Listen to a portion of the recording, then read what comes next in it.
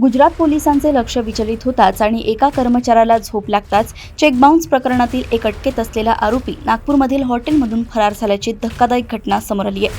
अमितदास बकीमदास असे फरार झालेल्या आरोपीचे नाव आहे।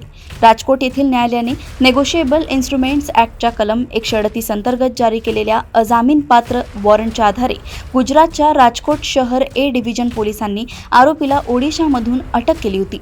पोलीस उपनिरीक्षक हिम्मतभाई जिंजाला आणि त्यांचे सहकारी आरोपीला खासगी टॅक्सीने गुजरातला घेऊन जात असताना 14 जुलै रोजी संध्याकाळी 4 वाजता विश्रांतीसाठी नागपूरच्या सीए रोडवरील इंडिया सन्स हॉटेलमध्ये थांबले होते। हॉटेलमध्ये उपनिरीक्षक जिंजाला एका खोलीत थांबले तर आरोपी अमितला इतर 2 पोलिसांच्या देखरेखीखाली दुसऱ्या खोलीत ठेवण्यात आले होते। या दरम्यान एक पोलीस कर्मचारी फ्रेश होण्यासाठी गेला तर दुसऱ्या पोलिसाचा डोळा लागला। पोलिसांची हीच झपकी आरोपीच्या पथ्यावर पडली आणि तो पोलिसांच्या हातावर तुरी देऊन हॉटेलमधून पळून गेला। पोलिसांनी तत्काळ त्याचा शोध सुरू केला परंतु तो सापडला नाही।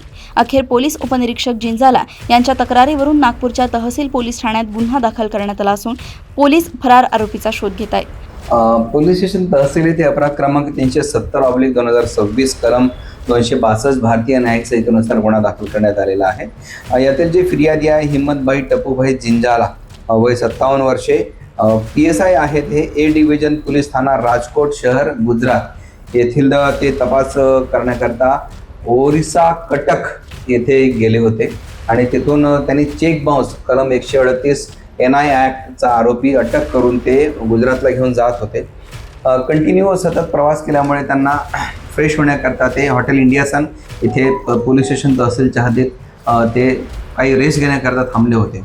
दरम्यान आरोपीने बाथरूमला जातो असं कारण सांगून पसार झाला आणि तो पळून गेला होता। ज्या कारणावरून फिर्यादीने पोलीस स्टेशनला तक्रार दिली आणि यातील जो आरोपी आहे अमितदास बंकिमदास वय 36 राहणार दंगरपाडा चांदनी पोस्ट ऑफिस कटक ओरिसा या आरोपी विरुद्ध सदरचा गुन्हा दाखल करण्यात आलेला आहे। सदरचे जे तपास पथक होते ते गुजरातला परत गेलेले आहे।